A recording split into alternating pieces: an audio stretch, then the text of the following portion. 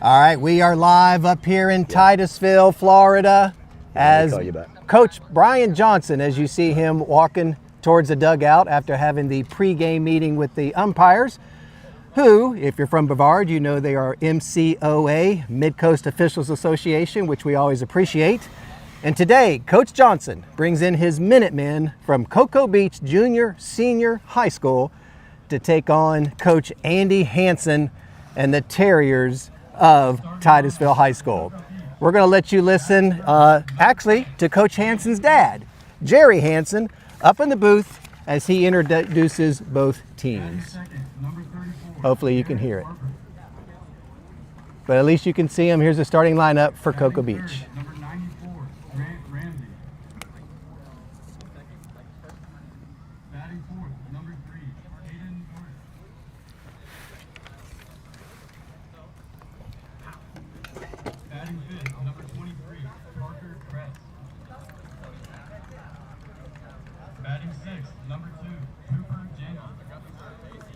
Cocoa Beach, being the away team, will bat first.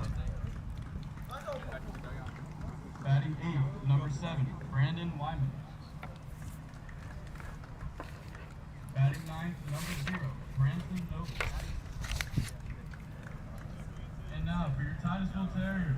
Here's the home team, Titusville Terriers, wearing white with blue trim. Cocoa Beach wearing red.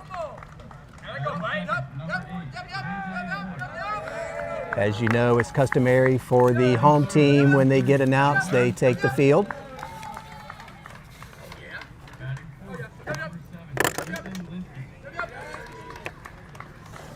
Batting 5th, number 26, Talon Long. Batting 6th, number 2, Ben Pastor. I gotta remember to do the innings, change the inning. I forget that.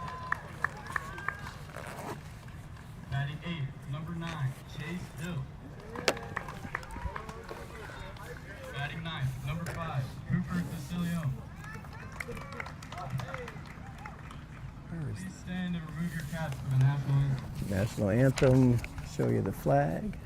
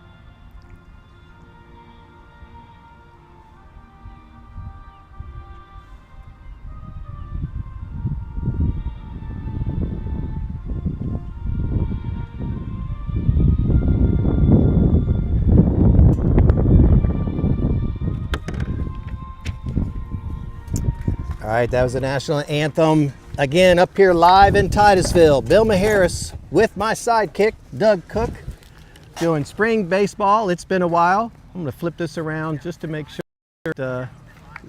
you know we're here. We did wear different color shirts, but I gotta ask you, Coach, you know, you and I love football, and let me spread this out a little bit here. Fall, and I don't know if it's Florida. I don't want to disrespect any other spring sport, softball, lacrosse, tennis, there's just something about springtime, baseball, Florida, that it's right up there with football in the fall. Oh, I think you're right, Bill. You know, especially as baseball fans, you know, we're just waiting for spring to get here. You know, Right. Not only for high school but also for colleges and for the pros. You know, to go see a spring game of the pros is just a lot of fun. A lot of fun. Yeah, and again, no disrespect, because we hope to do some softball, maybe lacrosse, flag football. Again, great sports. You know, this is the original.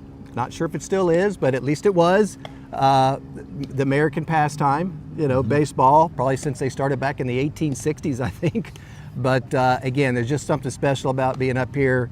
We appreciate Coach Hansen inviting us. You know, I think he mentioned today on social media, this is our 3rd year in a row. So again, just a great guy. His whole family's here. We'll talk about that later. And of course, you got Brian Johnson, the coach of Cocoa Beach, state player of the year when he was in high school, played for the Gators, played for the Red Sox. Just two really epitome of just young men that love to coach. Two great guys that are great role models for kids too. They do a great job.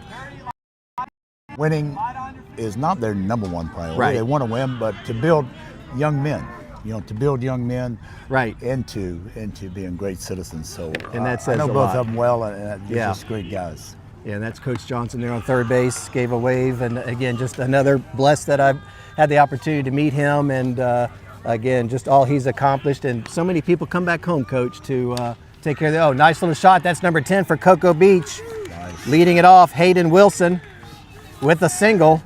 Hayden comes in today, Coach, with a .463 batting average, 19 hits, 8 ribbies, and 10 runs. That's the kind of guy you want to have leading off. Oh, absolutely. 463 batting average. That's yeah, I take, you know, it's funny. If that was a good score in calculus, I wouldn't have had to take it twice. But unfortunately, baseball is about the only thing. There's another shot. It gets through the gap. That's number 34, holding it up at second. Nice little throw in. Probably a smart thing to hold him up there. That was number 34, Garrett Harper.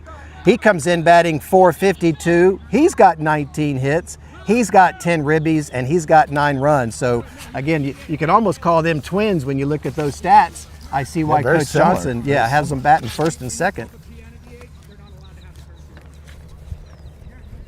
All right, so I missed something going on. Can't have a courtesy runner. I missed that, but. I didn't catch that either. All right, Cocoa Beach.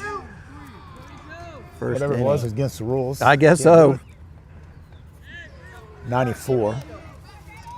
So we got Hayden Wilson on second after he got a single. And then he was followed up by Garrett Harper. He got a single. Runners on first and second. First inning just started here in Titusville, Cocoa Beach at Terriers. You got Gant Ramsey up there with a batting average of .351. Jeez. I might have stayed in baseball past T-ball if I got anywhere close to that. But unfortunately, I didn't. Number 94, and he's just a freshman, Coach. Man, that's nice to have somebody at that young age. A little brush back there. Wow. He also does a little pitching. He's got a 1.27 ERA, 17 strikeouts, 12 walks. Anytime you got more strikeouts than walks, you're a positive for your coach. Again, number 94, Gant Ramsey. Top of the first. Beautiful afternoon here in Titusville. Like I said, it's springtime. You can smell the grass. Man, I'm telling you, Coach. You smell the grass. I think that's one thing about it that I enjoy, smelling that grass and newness. Right. Oh, he has a pop way out to, let's see, left center, chasing it down. Nice catch. Holds the runners. 1 out, fly out by number 94, Boy, Ramsey. Gant drove that ball hard to Man, the he left sure field. did. Great Holy catch mackerel. by the center fielder, I believe it was.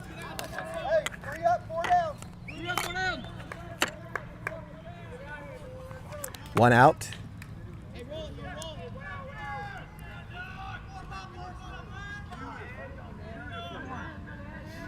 Checking that number on the center fielder. That is number 7. Number 7 for Titusville playing center field is Ethan Linsky.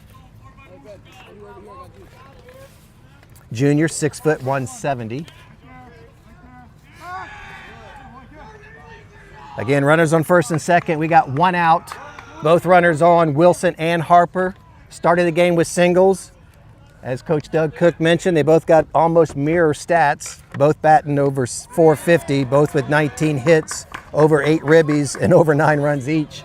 Wow. So a nice little startup here. Batting cleanup is number 3, Caden Daughtery. He's got pretty good stats too, Bill. Gosh, I'm telling you, you know what? 355, 11 hits, again, 10 ribbies, 4 runs. Hayden Wilson has 8 ribbies, but other than that, the first 3 batters are in double figures, and that's only after 9 games, Coach, or 12 games, I'm sorry. Wow. And, you know, both teams look like they're fairly evenly balanced Yeah, as far as the records are concerned. Yeah, I think so. Trying to see here, what do we got? We got 2 strikes,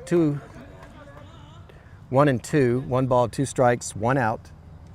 Caden Daughtery Jr. batting cleanup. Again, runners on first and second, top of the first. 2 and 2 on the batter with 1 out. Back, outfield play a little deep, which I guess you would imagine on a cleanup. You got to give him some respect. He's there for a reason, batting fourth. Little pop up there. Coach, I'm glad you told me to move my car. Yes. I was about, hopefully that beautiful Harley sitting out there isn't close to, hopefully he's Yeah, with under 3 a boys that palm played baseball, I learned my lesson the hard way. My wife told me. She When that marked, windshield was broken. oh gosh, she marked those parking spots. That's why we Oh, married yeah. smart women, Coach. That's right. Oh man, caught him looking, strikeout. Out number 2. I looked like a curveball going in there, you know. A high curveball, hung it up there, and he didn't got him on it. Yeah, that was a nice. Five.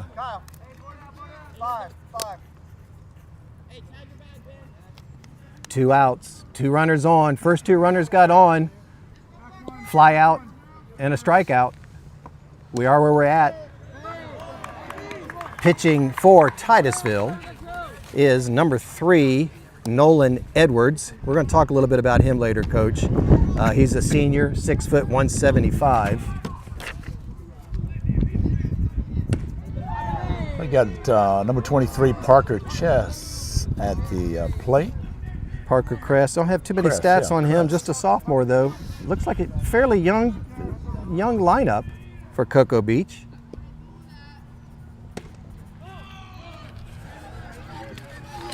Runners on first and second.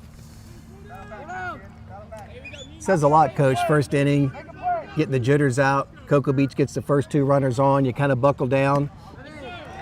Looks like Edwards, the pitcher, starting to come into his own. Yeah, sometimes you got to get back in. You know, you got to get your confidence Right, up, and right. you got to, just settle down. Right. But there's some good hitters he faced. Oh, listen, I'm telling you, looking at that. First 4 hitters. Jeez. Another one. There's watch out for the Harley. You know, Coach, in our younger days, we'd be chasing those balls down, getting an ice cream sandwich. But Oh yeah. first of Snow all, cone. I can't run that fast. Second of all, I got ice cream sandwiches at home, so I'm out. I haven't yeah, had we'll let one the in a kid. I don't want while. to wrestle. I don't want that to be on TikTok. Me wrestling a 13-year-old for an ice cream sandwich. And the second strikeout in a row, and just like that, number 3 Edwards shuts them down. Cocoa Beach though gets their first 2 on, leaves them stranded, and at the middle of the first, Titusville coming up for the first time. Yeah, when I started eating ice cream sandwich or something, my favorite is from Walmart ice cream sandwiches. My kids tell me, Dad, those are going to kill you. But I've read a lot of obituaries. I'm pretty old. Yeah. I've never Nah, read one that someone died from eating an ice cream sandwich. I haven't You know? either, Coach. Now, I'm not going to eat a whole box at one Oh, time. no, So, no. I mean, let's be honest. Break it up in 2 days. But you and I have talked about this before. I'm a little leery of that video I saw where that lady left that ice cream sandwich out for days. And there's something about eating something that cannot die. Yeah, so, you got to be careful in that regard. Yeah, I don't know. understand that. Yeah. But So, gosh. I'm not sure. I saw that. I think she put it in the microwave and all other kinds of stuff, and just nothing quite happened to it. But Yeah. you're right. You're right, Coach. I don't think anybody's going to come up to my coffin and say, man, one ice cream sandwich too many. Yeah, I tell you, these kids nowadays, they eat healthy. Gosh, they do. drink water. They Oh my don't drink gosh, my soda. kids eat so much better than I Mine do. too. Mine Jeez. too. I'm thinking I'm doing something wrong. But, Coach, we're still around, so That's right. we're not doing it that bad. I mean, I used to remember my mother frying chicken in lard, you know, and it was delicious. Hey, listen, I was talking to somebody the other day. What was it, Arthur Treacher's or one of those fish places that you go luck, by? man. Thank you. How you doing, young fella? Good luck, brother. Okay, man. Hey, I played golf for one of you guys, right? Yeah. Oh, that's right. I forgot about that. That's Yeah. You didn't beat us, though, did you? I don't think. No. Okay, okay. I forgot about that. Yeah, that's right. God, great young kids. You know what? Oh, yeah. You read all the stuff sometimes that's going around the world, but you see young men like that. That was number 5 for Titusville. Let me get his name out here. Cooper Cicilione. And that's right. We hooked up with him and another guy at Vieira Golf Course one day. Okay. And played that foursome with them. I remember that now. Or it that's might have cool. been Linda and I. We might have been together playing in the afternoon, played 9. But again, coming over to say hi, I mean, that's just... I believe you retired in 2019, was it? No, same as you, 2020. 2020. We 6 both years. retired in Yeah, 2020. Yeah, yeah. Teacher, administrator, coaches. Yeah. And, you know, coming back to a high school and doing these games is so exciting. It is. To be around, like you said, the young people. Yes. I played golf Sunday afternoon with a young kid, and just the nicest kid. Right. I told his parents, I said, "You've raised one heck of a nice kid." Yeah, yeah. You know, they're just so happy to hear stuff like that. But it's so nice to come back and see these young kids and everything, excitement, everything's going on. You know, we've done football games, Right, same thing, and right. basketball, flag football. Yeah, So cool. loved it. Yeah. So cool to do that. It really, a lot of fun. Yeah, it's, and again, that young man, I probably would have not remembered that. Linda and I went over on a Sunday afternoon, played 9 holes over at Vieira East Golf Course. And he was there with another young man, Cooper, if I'm pronouncing his last name correctly, number 5, Cicilione. And comes over to says hi, and then remembers about playing golf. So just Well, a he cool, doesn't have dementia like cool. we do. Well, you know, listen, just don't let me forget where I parked my car. Yeah. All right, up first for Titusville is number 4, Jacob Burkall, junior, 5'10", 155. Oh, nice little shot. It's going to hit the gap. Nope. Nice little play there by the second baseman. Well, that's what you want to do as your batters. You want them to make contact. Right, You know, right. Make contact. If you see something, your pitch, take it. Right. I used to tell my sons, you know, wait for your pitch. Right. And take your pitch. Don't wait for his pitch. Wait for your pitch. All right, batting second, number 8, senior, coming in at 6'1", 175, Javon Morris.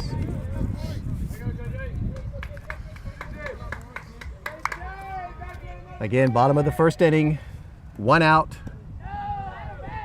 Cocoa Beach started with 2 singles, and then Edwards, who's pitching, kind of got dialed in, struck out the last 2 after batter number 3 flied out to center. Tell you what, Coach, you called it. That's the third one. Yeah, you never park close to a holy baseball criminy. field. Jeez. All right, pitching for Cocoa Beach is number 34. He's a freshman, Garrett Harper.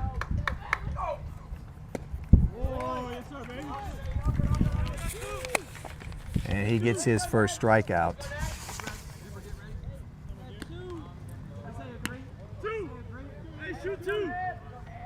2 outs. Bottom of the first. Coming up is number 3 for Titusville, Nolan Edwards. He's also the starting pitcher.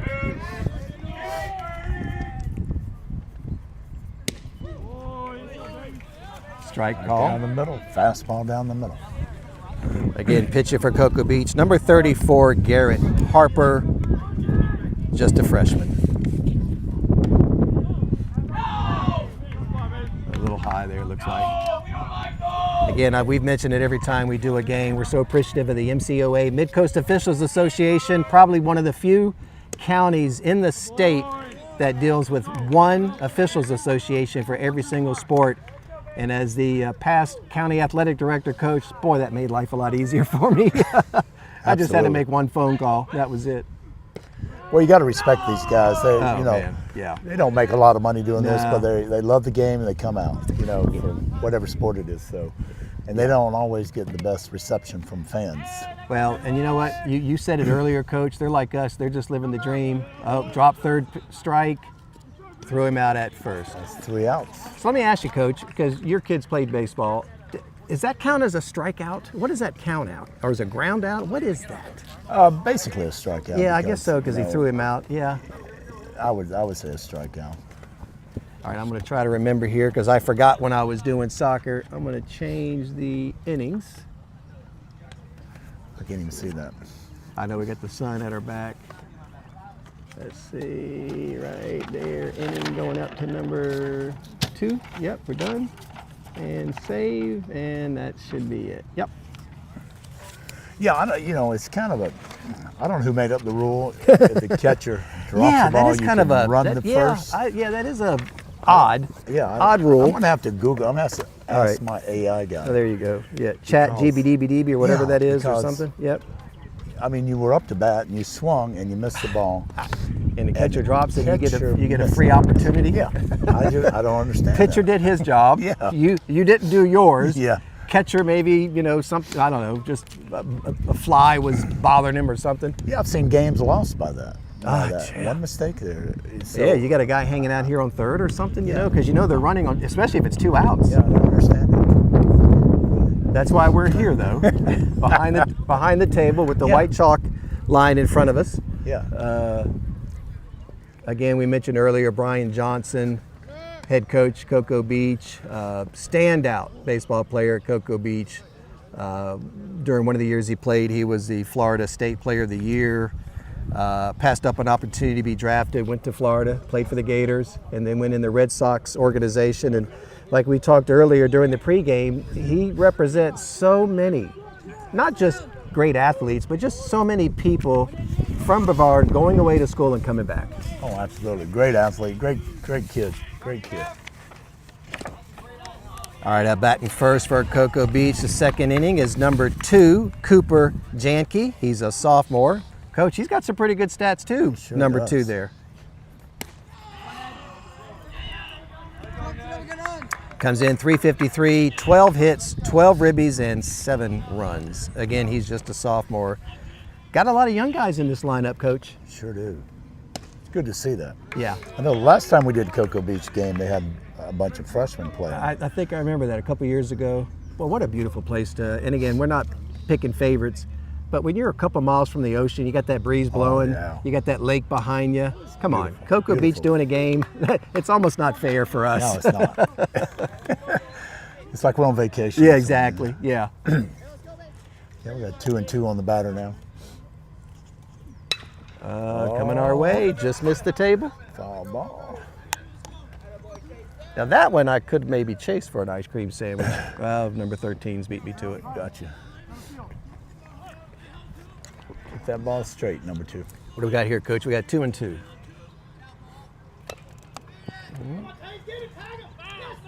Yeah, that was okay. I guess in that case, though, catcher, you got to do what you just never know. Yeah, even though you're 99% sure it was a foul ball, maybe the umpire misses something. So you got to give him credit for going through the motions. Yeah, you don't have instant replay out here, so No. you're going to have to. Yeah. The call's the call. Right? Yeah. Oh, nice swing. Oh, right under the glove of the shortstop, number 8, out to left field. They're going to hold him up at first, and that's a single. Second inning in a row. Cocoa Beach starts off with a single.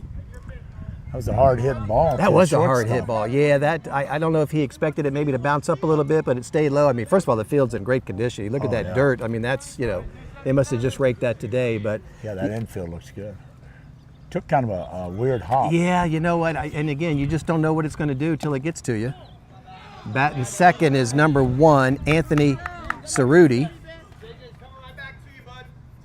He is a sophomore.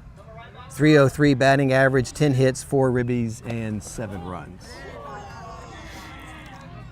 2 balls, no strikes. Again, we've got number 3, Edwards. He's captain of the team. He does a great job at the plate and throwing across it. Number 3, Nolan Edwards. Did he get a strike that time? I didn't see it. We got 2 and 1. Okay, 2 and 1. 2 balls, 1 strike on the batter. Got a runner on first, top of the second, no score. Cocoa Beach has already logged 3 hits. Oh, another nice shot. Gets through the gap. Is he going to bring him? No, a little bit. Oh, no, keeping him there. All right, Coach, 2 innings in a row. Lead off with 2 singles. You mentioned it earlier. Sometimes the first rotation, you just want to get your eye on the ball, check out the pitcher, make some contact. They got 4 hits already. They have. They're hitting the balls. They're hitters. I'm very impressed with how Cocoa Beach has hit the ball so far. All right, number 7 for Cocoa Beach is Braden Wyman. He's another sophomore. Again, very young lineup. Comes in batting .333 with 10 hits, 6 ribbies, and 11 runs. 415.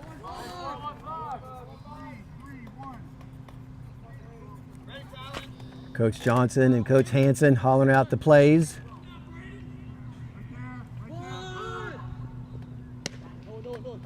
Oh, trying to pick him off at first. Boy, that's a dangerous play. Man, it is. All of a sudden he misses that. You've got at least 1 run in, another guy standing on third. So you got to really be sure about those throws, especially when you're throwing behind the runners. 1 ball, 1 strike. Number 7, Wyman. Oh, nice little bingo. Is he going to go get him at first or get him at third? Oh, nice play at third. That was a great play, Coach, because most of the time they're going to go to first. Probably just a little bit too much pepper on that bunt, which to me is one of the hardest things to try to hit. Yeah, that was probably a little too much forward. If it had been down first baseline, it may have been a little better. But bunting is not easy. Oh, my gosh. Thank God that 2 years I played Little League, I never got the bunt signal. There's a reason for that, Bill. Well, yeah, because you saw my batting average. Could say, yeah, we're not putting Maharis up there to try to sacrifice a guy over. I didn't bunt much either. All right, we got our first left-handed hitter up for Cocoa Beach. Oh, nice little swing. Gonna try to get a double play. Gonna try to turn it.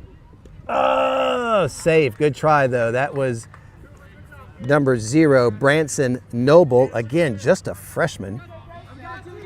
Out on a fielder's choice. Outfield 3 down. But 3 down. move Cerruti over to third base. So as we used to say in softball, they got a duck on the pond. Number 10 is up, Hayden Wilson, leadoff batter. Second time up already in the second inning. Trying to see if he can get him in. Again, he got a single first time up. Yeah, 2 outs already. A good defense by the Terriers. Yeah, sure is. Almost pulled off that double play by the shortstop. Certainly a good try. Oh, nice cut. Strike 2.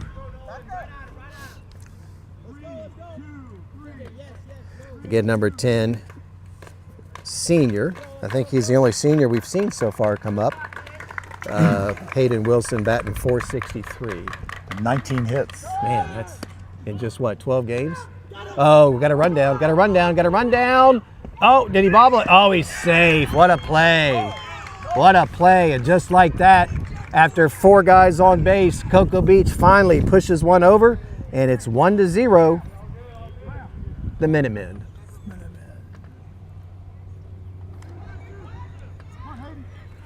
So much can happen in baseball. I mean, it's just, not just the batter, the throw. I mean, it's just, oh, nice little cut.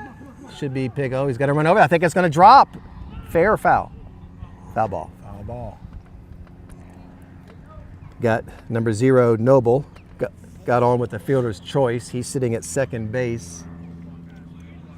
You always, the pitcher threw that over to the third base. You Right. always want to throw the ball in front of the, yeah, true. Let the catcher chase him back to third. Gotcha. He probably would have had him. Gotcha.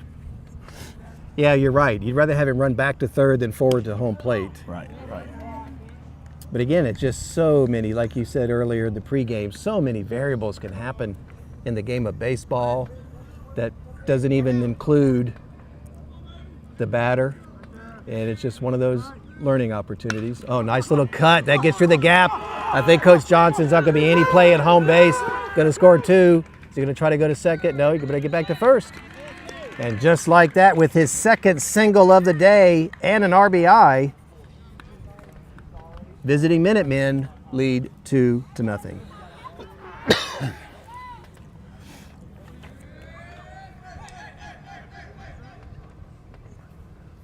It's a nice hit there. Sure was.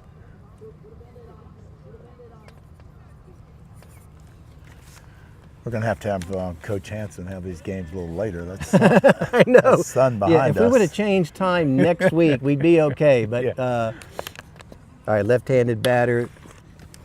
This is again through the gap. Is he going to bring him to third? He's going to hold him up. Yeah, nice move. Nice throw. Nice throw by the outfielder. Smart move. You are the cut for 3. That's number 34. Garrett Harper, just a freshman. Again, Coach, that's his second single. So the number 1, number 2 slots are 2 for 2. And we're just in the second inning. Now we're coming up to number 24, Ramsey. He flied out in the first inning. Nice curveball there. Runners on first and second. Again, on the mound is captain and senior, number 3, Nolan Edwards. With 2 outs in the Yeah, top of that's the second. that's tough when they score. That's going to be a blooper. Somebody better call it. Yeah, nice play by the shortstop. Nice way to call him off. That's number 8, Javon Morris. And the middle of 2, Cocoa Beach finds a way to get 2 across. They've already got 6 singles in the game, and they lead 2-0 with Titusville coming up for the second time.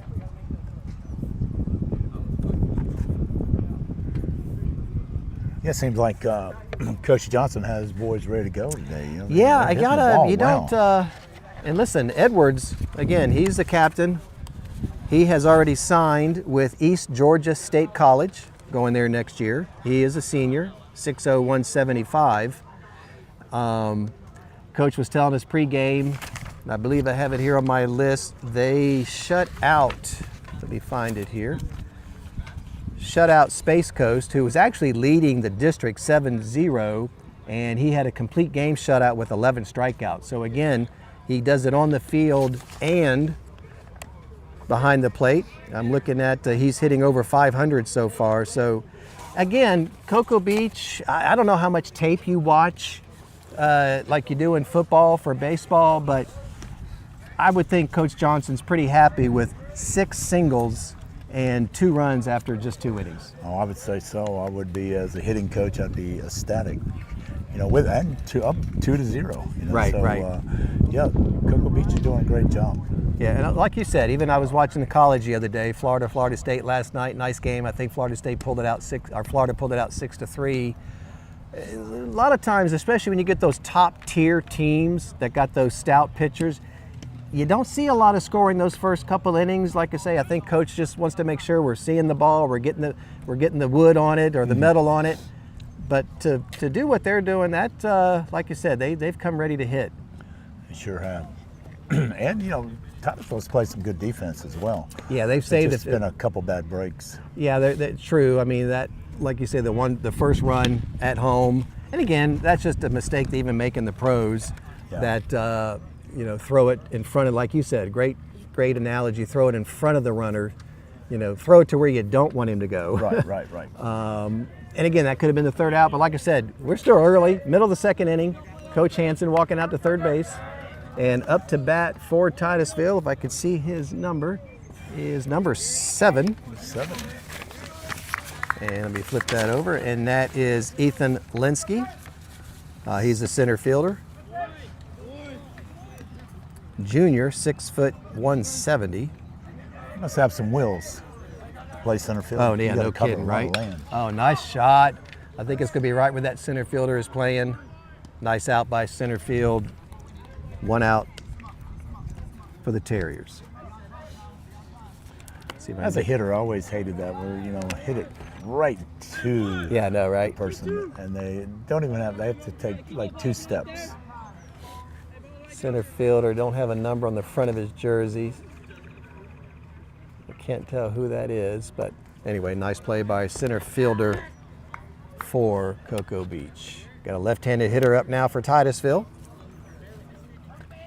Is that number 26? 26. And that is Talon, if I pronounce that right, Long, a junior, 6'170".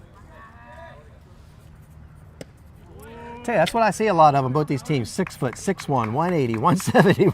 I didn't weigh that or that tall until I was about 20 years old. I think there's something in the meat. I don't know, right? All 3 of my boys are 6'5". Gosh, jeez. And You got a daughter over 6 foot too, yeah, don't you? 6'1". Holy mackerel. You know why? Because they ain't eating all those ice cream sandwiches. That's right. Maybe I'd have been 6'5". Yeah, exactly. That's what it is. I could have been a contender. I should listen to my kids. Don't eat that. You know, the first thing I do when I visit my kids, I got to go out to the store and get snacks. There's no snacks in the place. There's no, no. wait, no, I don't want no crackers. We're talking No. candy, some cookies. Yeah, that's some sugar, yeah. Dad, that sugar's going to kill If you. I've made it this far. Oh, nice little cut. Oh, he dropped it. There you go, Coach. That's what you're talking about. There you Is he going to go. make a much out of it? Oh, almost. Got him out. Just didn't have the wheels to get No. there. You know, I was a fairly agile young man growing up as an athlete. Played 20 years of slow pitch softball on the weekends down at Cambridge or Levitt Park, played a little football, played basketball at the BCC gym. I could not hit a baseball. Yeah. I'm going to just admit it right now. One sport that God said, sorry, you don't have genes or whatever. Even though my dad coached high school baseball up in Fairfield, Virginia, I just could not hit that ball.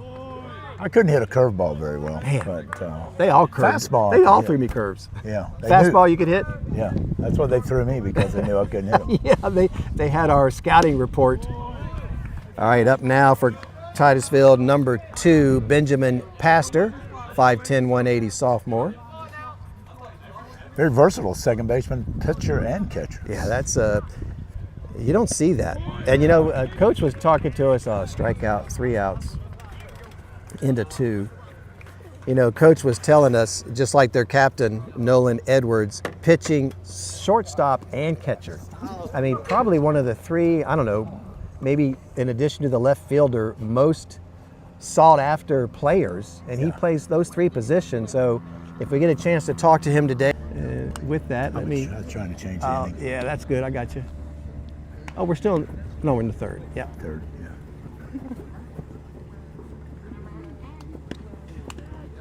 Top of the 3rd, Cocoa Beach leads 2-0. Yeah, you're right. You know, it's funny. I was thinking today, did a little post on Press Box. First time I've done a live post in a while. And as my sidekick here, Coach Cook knows, my lovely wife Linda and my 12-year-old Parson Russell Terrier Kirkland are going to be moving up to the Carolinas in the next couple months, be close to our daughter Devin and her family, and our son Ethan, who proudly serves in the Air Force, is out in Idaho. Don't get me wrong, I like visiting Idaho. My roots aren't going to be there, plus you don't know where he's going to be in a couple years, so we figured we'd get close to one of them. But during the little video that I did this afternoon, I remember the first game we had, satellite, first baseline, sun in our eyes, couldn't see anything, microphones that were, you know, worth of $10 I probably spent on Amazon, didn't have a battery backup for the phone, so, but thanks to a lot of people, oh, nice little run out there, he's on his wheels, first, oh, it drops, is it fair? It is fair, stand up double. It looked like that was trouble. I don't think the sun was in his eyes, but again, it's a little windy out there. You can tell by the flag. Yeah, it's a lot windy. And just like that, leadoff double. That is number 3. His first. That's Nolan Edwards.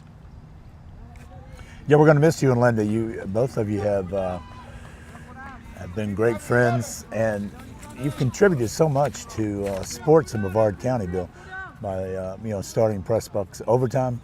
And you certainly appreciate it and going to be missed. I appreciate that. That's the thing I'm going to miss the most. Ain't nobody going to fill your shoes when I get up. I'm just going to have you come up to the Carolinas There you every go. now and then to do a game with me. But We can do some remote stuff. hey, there you go. That's right. Technology at its finest. But certainly surreal. Like I told on my video, this isn't a farewell tour. It's a thank you tour. Almost 1,500 followers across social media. Almost 200 on Facebook. 750 on on YouTube, 750 on Facebook, and then Twitter and Instagram. So we appreciate all the people. Hopefully they'll continue to follow the Press Box. As I said, even though we're moving, we're not going anywhere, and hopefully some opportunities in the fall for some more games. But we're going to try to get a few in before I leave. Coach Cook, if I can get him off the golf course every now and then to help me out, and we certainly appreciate everybody that's watching. Got number 23 up, Parker Kress. Struck out his first time up. Daughtery, he struck out his first time, but got a double his second time. 1 ball, 2 strikes, timeout. Again, top of the third. Cocoa Beach, I mean, Johnson's got to be happy. They've gotten hits every inning, you know, and got somebody at least on second base every inning. So, and now they're batting through a second time. So this is going to be big for Edwards. Oh, again, another nice shot. That's going to bring another one in. That is number 3. He's going to score. Oh, close though. Closer play than I thought. He should have slid. Nice throw by number 24 out there in left field, Kyle Cox. I thought for sure he had plenty of time, but almost got him tagged. If nice he had slid, that was a nice throw. That's a single by Kress and an RBI. 3-0 Cocoa Beach. Up now is number 2, Janke. He got a single his first time up. Right fielder. It's a catch. Nice catch. Getting Kress back to first base. Again, that was number 2, Cooper Janke. Single his first time up, flied out this time. Roll it up, ball first. The camera's a little difficult because we have the sun. You're right. It's hard to see him. I know, and it's probably we probably got about apologize for that. 20 minutes before it goes behind that building behind us. But yeah, good news is it's not in our eyes. Bad news is it's in the camera's eyes. And when the top of the third was Cocoa Beach 3-0 over the Terriers. We've got number 1 Anthony Cerruti up. He hit a single his first time up and scored a run. That's a cool last name, Cerruti. There you go. That's an athlete's name, yeah, Cerruti. Yeah. Batting number 7, yeah. Anthony Cerruti. Yeah, I think so. Stolen base for number 2, Janke. 1 out. 1's already across this time. Not sure if I change the score. Let me change that. 3-0. Yep. There you go.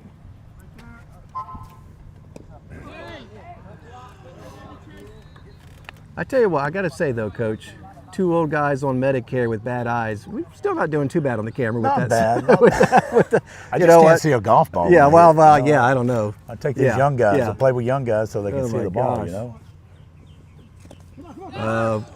Pass ball on the third, no problem. That's number 23 at third, Kress. He singled this inning and has an RBI. Hey, ball first and check. Ball first and check. Kress struck out the first time, but made for it this inning. Again, just 1 out, Coach. Last thing Titusville wants is to have Cocoa Beach add a few on there after just 2.5 innings. Again, 3 balls, 1 strike on the batter. Cerruti at bat. Looked a little high. Yep, sure was. Cerruti goes to first base. Looks like one of the assistant coaches. Again, coaches for tonight for Titusville, Andy Hansen, the head coach. Jack Burkall and Chris Edwards are the assistant coaches. And for Cocoa Beach, again, Brian Johnson, head coach. Assistant coaches Brendan Wynn, Graham Lyle, and Nico Balistrieri. Brendan Wynn, did you say you used to coach with him? Yeah, coached him. Coached him cool. Before. Great kid. Great, wow, isn't that cool? He was in the military as well. Great patriot. Right. Yeah. He's in fantastic shape. I think he can run like 50 miles. I can too, Coach. You just got to give me a month to do it. All right. So I don't know what he's bragging about, unless he does it all at one time, maybe. But great kid. Yeah. Good stuff. Great athlete. Yeah. He locally went to Merritt High School and won the state championship. Oh wow. Okay. In baseball. Jeez. And then went on. I think he played at LSU. Okay. Yeah. Well, there's a powerhouse when you talk at baseball. I think they got 7 or 8 natties. Got those Ospreys flying over, as long as he's not. He got something on there. Oh, he's got him an ice cream sandwich, something. Oh, tough ball. I tell you, slow pitch softball, mainly played outfield, played catcher, pitched. In a pinch, I played first base. No way did I go to shortstop. No. I said, Coach, you could put a car crash dummy up there. I'm not going to short. I like my teeth too much. Yeah, I played at third for 1 inning for Cocoa Presbyterian. Oh, did you? Okay, cool. and almost got killed at third Oh, yeah, base. third is right up there. I said, Coach, Yeah. take me out or I'm going home. Yeah, second and first. I actually enjoyed playing first. That was fun. You don't get really too many ground balls over there at first. Yeah. All right, we got number 7, Wyman. Fielder choice his first time up. Bases loaded. Yeah, bases loaded. This is a big. 1 out. 1-1 on the batter.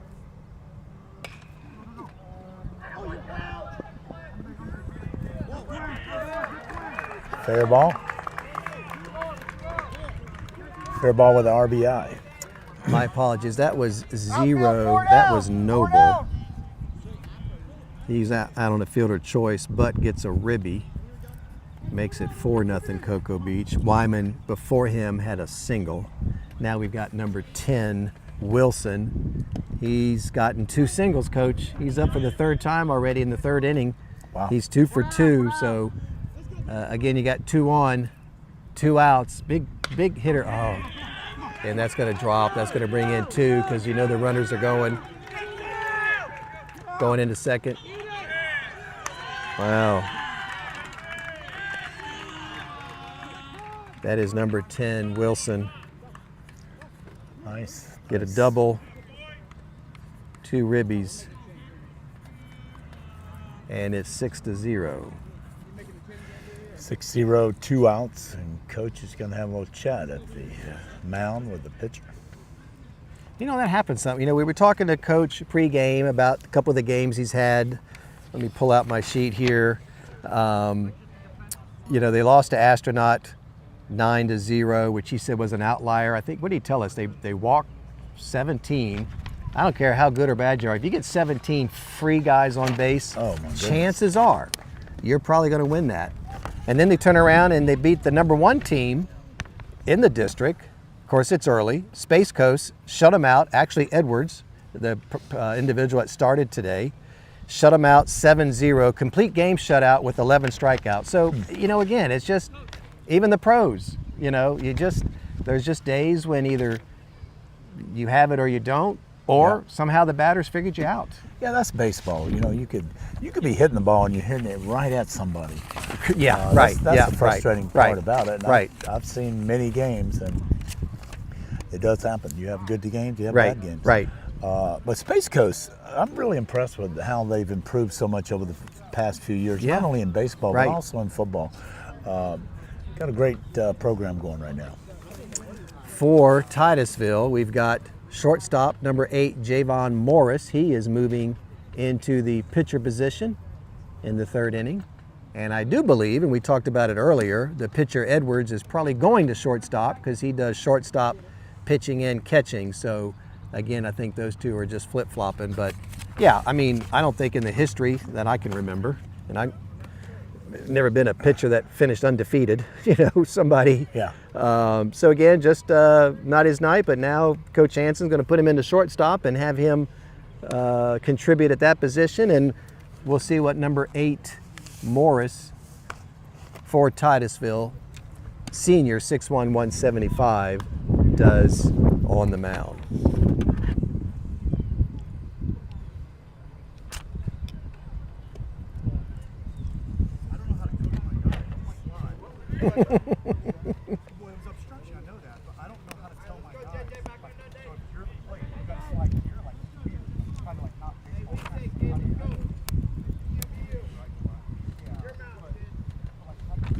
I don't know if you can hear it. Coach Johnson's talking with one of the assistant coaches,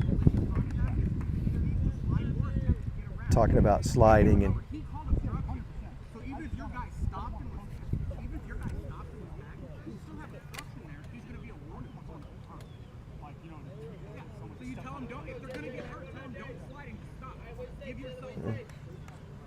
Yeah, interesting there, Coach. You know, again, he's trying to teach him to slide, but do so he doesn't hurt the catcher. So that's, you know, in the MCOA official, oh, nice little right there under the glove of second baseman. Again, that's going to bring another one in. That's number 10, Wilson. He scores.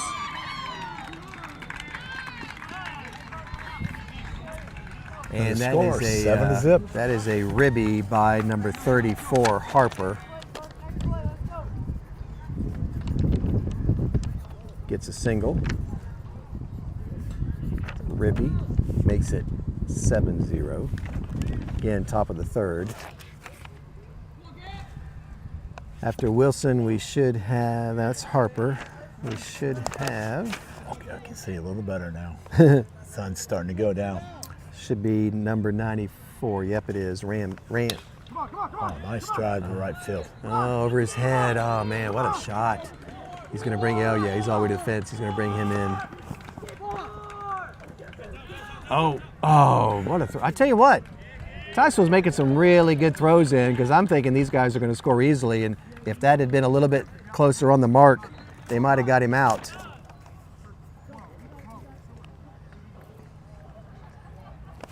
Eight to 0. That was number 94, Top Harper. Gets a ribby, makes it 8-0. Top of the third. Wilson scores a run. And up now is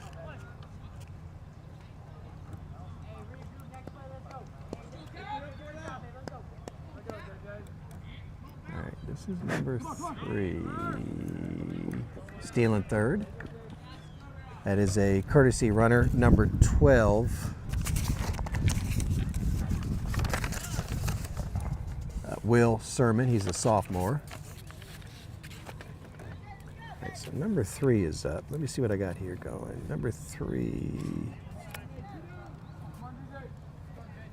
After Ramsey, that's it. Number 3. Oh, Harper.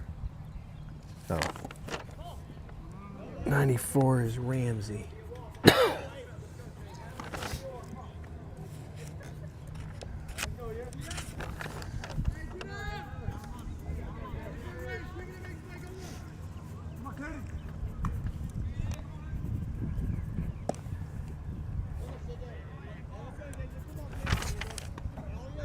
Number 3, Caden Dowdery.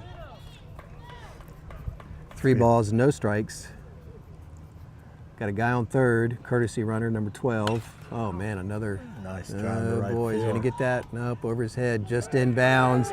At least a double, but I don't know, they got some good arms out there. Could be a play, just a little bit off. That's a double and an RBI. Top of the third, Minutemen lead by 9. With 2 outs.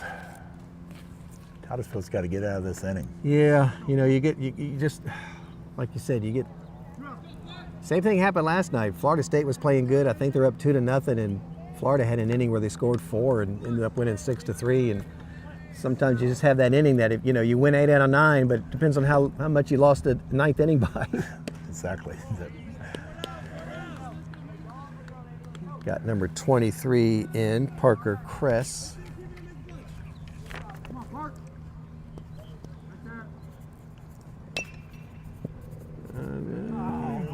There you go, Bill. Go get that Get me an ice cream sandwich. I got me a foul ball. Oh, sorry, got it. I should have got me an ice cream sandwich, but Yeah, he wants to get it, that coach. almost hurt myself just getting that. No. All right, there's my pencil. I think, let me see here. We got number 23 up. This is Kress. Okay, and what is he? 3. He's got a single the last time and a strikeout, so he's 1 for 2 with a ribby. 1 ball, 2 strikes. Yeah. 2-2. Yeah. 2-2 on the batter, 2 outs.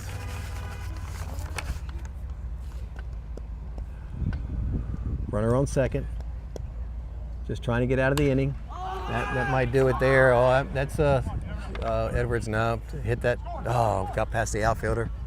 Brings a run in. That's a ribby. And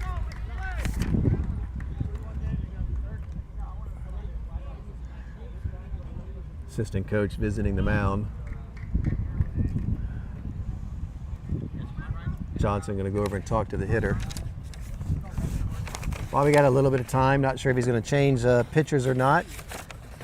For Cocoa Beach, again, as we mentioned, Brian Johnson, head coach. We want to recognize the principal, Tim Powers, and their athletic director, Ted Kimmy. And for Titusville, again, Andy Hansen, the head coach. with Mrs. Jennifer Gonzalez as the principal and Jason Burley as the athletic director. Again, we appreciate them allowing us to do something we love, Coach. And as you mentioned, as the saying goes, just kind of keep our feet in the game, so to speak. Yeah, it's always fun to come up here in Titusville. I don't get up this way that much, but some really nice folks up here in Titusville. I used to know Terry Humphrey, who lived up this way, and Bill Humphrey, all coached with me football at Cocoa High School when I was the head football coach there. So I was up here with them a lot, playing golf or visiting, that kind of thing. But it's always nice to come up and visit the North Side. We keep up with Coach Humphrey on social media. He's living the dream out there by somewhere out there by Boone. He always posts those pictures on his back porch drinking coffee. So I didn't know him as well as you did. I certainly knew of him and met him several times. And again, he's living in an area that we're going to be close to, not quite over by the mountains. Don't quite have the view he has, but again, looking forward to, as I tell people, as I enter the fourth quarter of my time on this earth, to increase our responsibilities as grandpa and grandma, moving a little bit closer to family. But yeah, I'm happy for you. That's a great opportunity. And you travel. You go to the West Coast. You go out to, is it Kansas City? Yeah, right. We got to go to Tampa. I'm going to have a daughter in Atlanta pretty soon. She's in Austin, Texas. Okay, all right. So I'll be going to Atlanta. We're talking about sports a lot. Your son-in-law does something with soccer. Yeah, he's an assistant coach with the U.S. soccer team. Wow. Up in Atlanta. That's amazing. Good for him. He was assistant coach in Austin. Wow. With a professional team there. We went out to see him last summer. That was a lot of fun. Good for him. And as a lot of people that know, my son-in-law is a scout for the Twins. So sports, I guess, runs in our families, Coach. Sure does. My son's a Little League. Well, both. They coaching? Both kids are Little League coaches, yeah. Yeah, and my daughter is coaching, let me think here, U4 and U8 soccer. So she says U4 is a lot of fun if she could just get them all to head in the right direction and not pick up the grass. She's had a good day. So I remember those days. I do too. Coaching T-ball, and they're all picking the grass and throwing the grass at each other. Coach, win his snack. Now look at me, I say the same thing at my age now. Doug, win his snack. Oh my gosh, too funny. Oh, nice little hit. Job, nice stop by Edwards, and gets the force out at second play. All right, our camera's looking good now, Bill. We got that sun going down. Yes. And we got 10-0 in the bottom of the third. Yeah, that's Cocoa Beach Minutemen. All right. In the lead. So, did you coach any baseball at all? Yeah. I know your kids played. Not high school ball, coach Little League and travel ball and Little League, yeah. You coach football a lot. So football, yes. We're and again, this could go on any sport. So we're mid-third inning. You're down 10-0. What are you telling them in the dugout for Titusville? First of all, I'm gonna be yelling a little bit. You know what I mean? I'm gonna be yelling a little bit, and I'm gonna say you're better than this. You've been coached. A little tough love. Better than what you're playing. Right. Let's get off your rear end and start playing. All right. Start playing some ball. I wouldn't be pulling any punches. It reminds me of Teddy Roosevelt. I think you and I were there for his first inaugural speech. And he always said, walk softly and carry a big stick.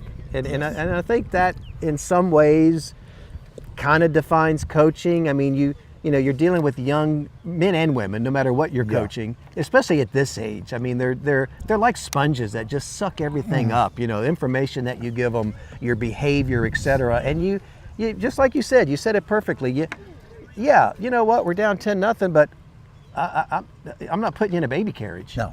Well, when I was in high school in 1971, Coach Leroy Smith was our baseball coach. Right down the road. We saw him today. We saw him on the porch. Yeah. But anyway, we went to Merritt Island. We were number 1 in the district. I think we were undefeated. Merritt Island beat us like 7-4. We went over. They didn't have an outfield fence. I played right field. The first hit went over my head. That's the worst. And the guy was already home before I got to the ball, Bill. That's the worst. I don't know why. Didn't they have a fence back then? That's Couldn't crazy. they afford a fence back in 1971? I don't know. So I played 1 or 2 years at T-ball. Not T-ball. I guess It was the year before Little League, so it was T-shirt ball, or whatever they called it. Was Yeah, it? It was. T-ball. Yeah. Well, it was still kid pitch, Yeah. and I played 1 year for Doc's Bait House, and we played off of Fisk Boulevard over there by the fields, by the fire station.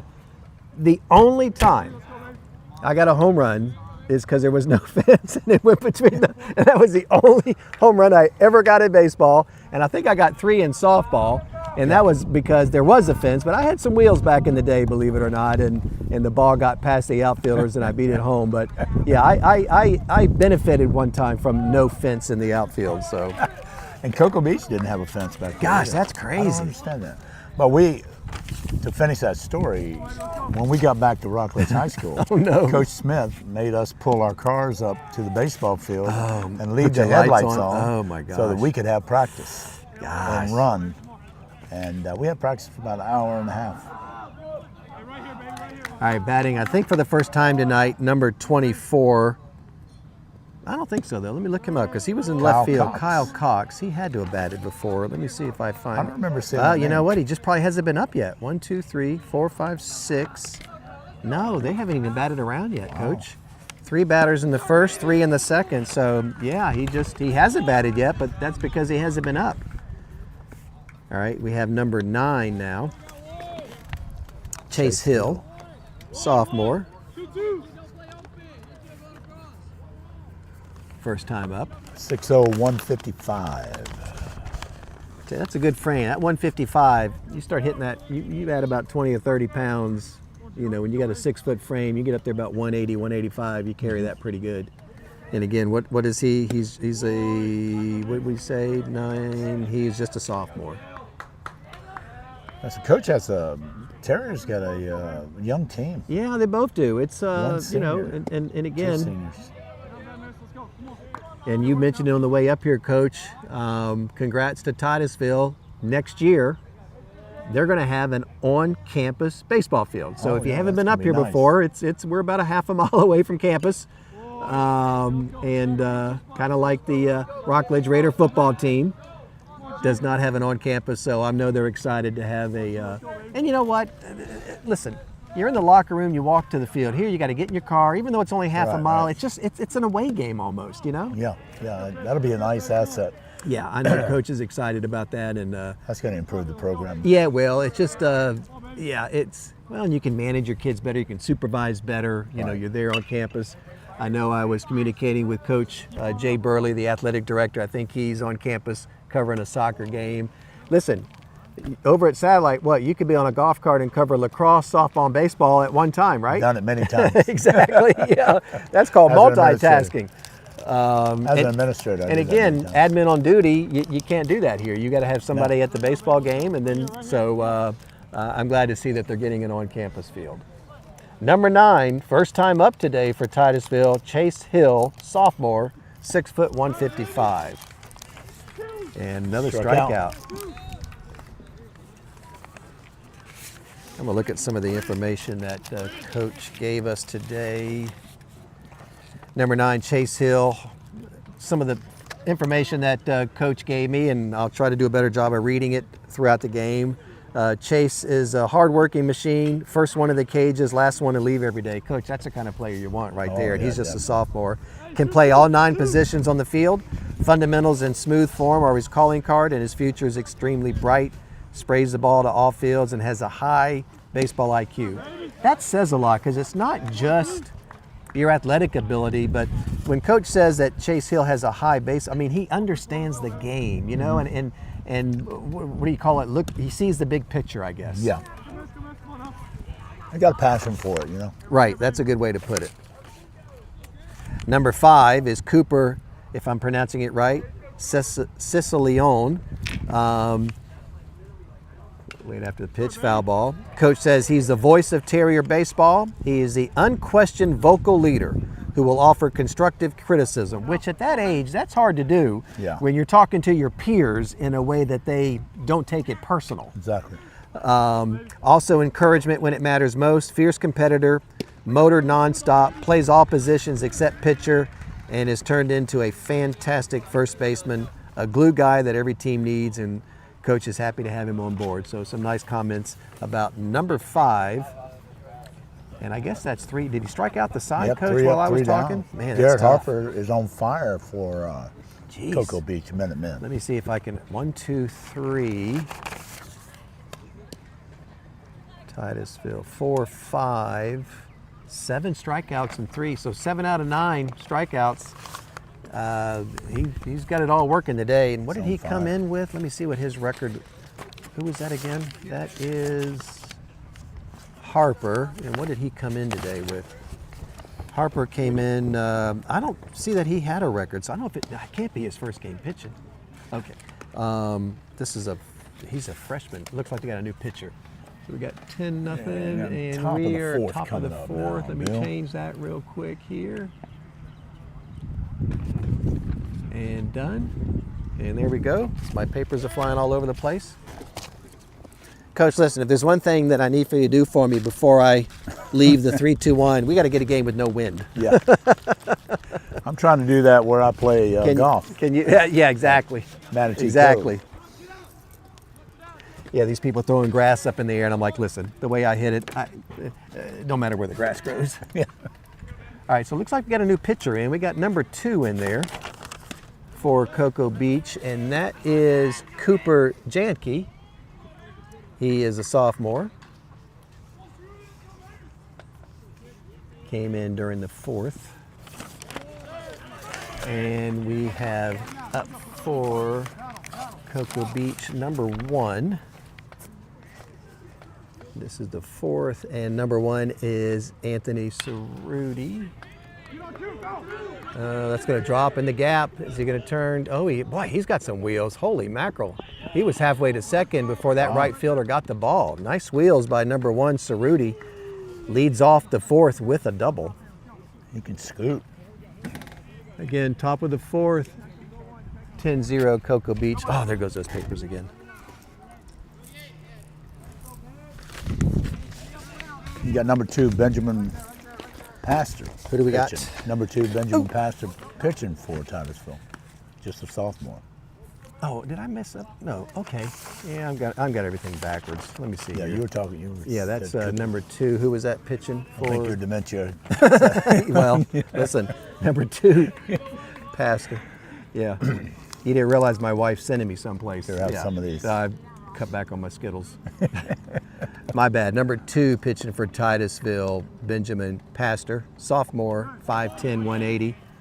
Up to bat, number 7 for Cocoa Beach, Braden Wyman. Batting .333. Yeah, jeez. Let me see what he's got today. That is number 7. He got a fielder choice the first time up and a single the second time, so he's one for 2.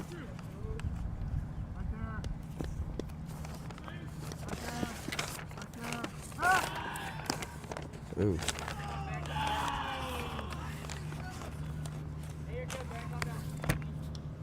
All right, pitching for Titusville. Let me see some of the information that Coach gave me. Number 2. Walked him. Ben Pastor, quickly becoming a star on the mound. Smooth fielder who can play multiple positions along with pitcher and catcher. Student of the game, high baseball IQ. Loves watching Major League Baseball. And memorizes everything. Man, I wish those days are over for me, Wow. Coach. Hitting is also much improved this year. A big future ahead for Ben. So that's the young man on the mound. Per Coach Hansen, bright future for him as well. Let's have a photographic memory.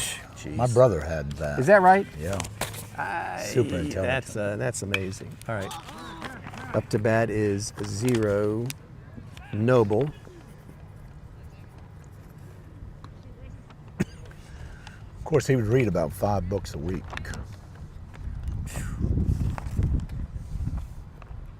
Well read. 2 on, no outs. Top of the 4th, 1 ball, 1 strike to left-handed hitter number 0, Branson Noble. Comes in batting .400 with 7 runs scored.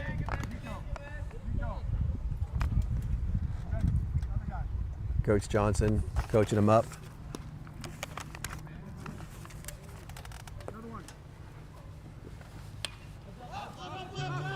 I think is that out of play? Yeah. All ball. 2 balls. 2 strikes on the batter. No outs. 2 runners on. I don't remember number 7 Wyman. Did he get a single? I don't remember how he got on first. I think he did. Yeah. I think I was chatting more than watching. Oh, just a bad hop. I think that's going to score another one. That's out there in the middle of nowhere. He's going to hold him at third. Hold him at third. Get him at second. Oh, yeah, slid under. Wow. That's an RBI by Noble. Makes it 11. Up now should be, let's see, we got number 10, Wilson.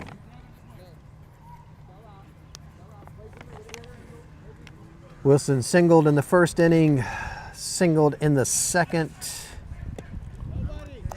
doubled in the third. He is 3 for 3, Coach. He came in with a 463. He might be getting close to 500. Yeah, that's going to boost his Holy mackerel. Hey, I can see the screen now with that sun down. Yeah, it's nice. Bless you. All right, runners on second and third. Still no outs in the fourth. 11-0 Cocoa Beach. Okay. On the mound for Titusville is number 2, Ben Pastor.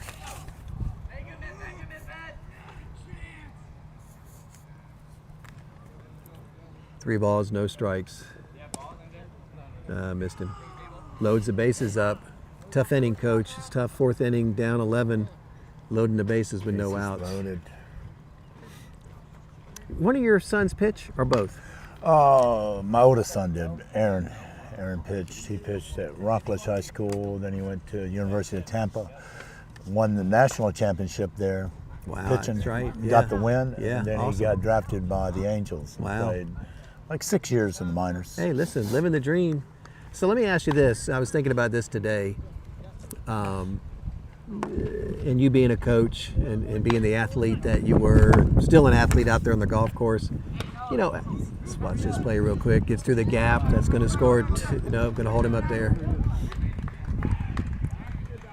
RBI by Wilson. 12 this 12-0. Yeah. Just flip. Yeah. Just flip. Yep. Good. 94. This is Ramsey. Got a single his next time up and an RBI. No outs. Drive to left field. Nice catch. Nobody moving. Nice play. I tell you, one thing I am impressed about, these outfielders got some arms for Titusville, because there's a couple of times, even though they didn't throw them out at first and home, here I am sitting like, oh, he's going to score easily, and next thing you know, so one thing Coach Hansen has to be happy for is he's got some arms out there that are going to win him and save him some games. Right. And you were talking earlier, you know, that some nights are your nights, some nights aren't. Right. You know, so I mean, hats off to Cocoa Beach. They're doing a great job of hitting the ball, and hopefully, you know, Titusville will pick it up here shortly. I think this is number 8's first time up, Jacob Cromash. He is a senior. And again, you know, both these coaches are class acts. So you're up by 12, 4th inning. You're starting to get some guys in. I don't have any stats on this young man, so Jacob maybe hasn't gotten a lot of playing time. So again, this is because you never know when you're going to need him, Coach, in another game. Yeah, that's good. You know, to get the non-starters in. Right. 1 out, 4th inning. Cocoa Beach up by 12.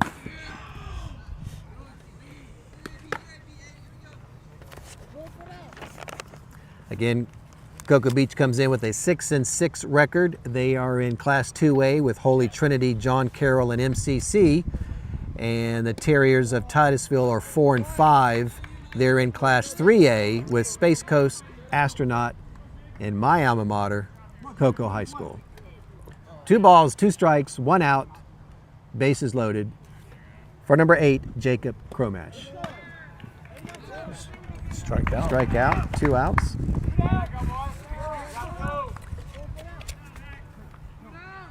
On the mound for Titusville, we have number 2, Ben Pastor. sophomore, 5'10", 180. Up now, I think, is another new batter, number 22, Jack, if I'm pronouncing it right, Meckel. He's a senior. Again, I don't see any stats on him, so hopefully he's getting a couple swings, and this is a great opportunity for him to do so. 2 outs, Titusville trying to get out of the inning, down by 12. Nice stop there by the catcher. Catcher's made some good plays today, Coach. I mean, he's stopped a few balls, and, you know, again, that one run down, like I say, just a little bit of an error. Yeah, he's working hard back there. He has worked hard. Nice ball there. Not an easy job back there. I did it in softball. I did not, and that's probably why I limp around today. That is not, that you is get beat up back there. Well, and the knees, holy mackerel. Oh, yeah. Oh, nice stroke, sounded good. Work all the way. It's not gonna clear. It's gonna bring 2 in. Oh, careful! Hit the cutoff. Okay. Wow. Nice play by number 22, Jack Meckel. Again, first time up today. Gets a single with 2 ribbies, making it 14-0. Who do we got coming up? Let's see what coach called timeout. Oh, pitch and change maybe. Got number 24 coming into pitch for Titusville, Kyle Cox. Anyway, Coach, let's get back. So, and I, you know, I didn't play, my son played football, wrestled, track, didn't do any of that. My daughter played lacrosse, volleyball, soccer, didn't do any of that. And again, as a parent, you know, I always like to have those conversations after a game and in a way that, you know, how did you handle that? Let's say your kid had a bad game. How did you handle, you know, one of your sons, you're on the way home or he gets home after driving home? What kind of discussion, if any, did you have? Well, you know, I was always a little easier on them than their mama. Their mama would tell them just exactly how she felt. And would always say, you know, you'll be okay. You know, give them some encouragement. Right. You made a few mistakes. You got to correct those mistakes. Right. And you know, you'll be better next game. You know, Right. Mama would jump on them and say, "Boy, I put you in lessons. I'm paying good money for this. What are you doing out there? You're embarrassing me." I want my daddy. And I'm thinking, calm down, Mama. Yeah. You know, kids are gonna have games. That's why they call them kids. They're Right. gonna have games, good Yeah. games or bad games. Well, let me ask you a question. Now, you ask me questions all the time. You know, I had three boys. Right. None of them played football. Right. I coached football for 20 years. Right. High school football.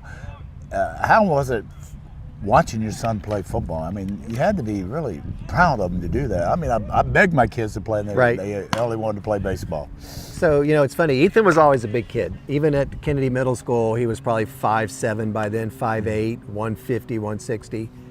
And I just thought he would be a good player. Yeah. And my dad played football in high school. And I remember after 8th grade, you know, I didn't want to push him and tell him what you have to do.